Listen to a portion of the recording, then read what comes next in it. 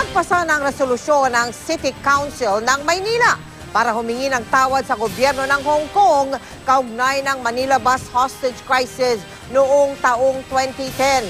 Ayon kay Vice Mayor Isko Moreno, panahon na para isarang madilim na kabanatang ito sa ugnayan ng Pilipinas at China. Hindi na rin ikinonsulta ito sa Malacanang o sa Department of Foreign Affairs dahil may kapangyarihan naman daw silang gawin ito sa ilalim ng Local Government Code. Nakasaad sa resolusyon na personal na ihahatid ni Mayor Joseph Estrada sa Beijing sa China ang paghingi ng paumanhin.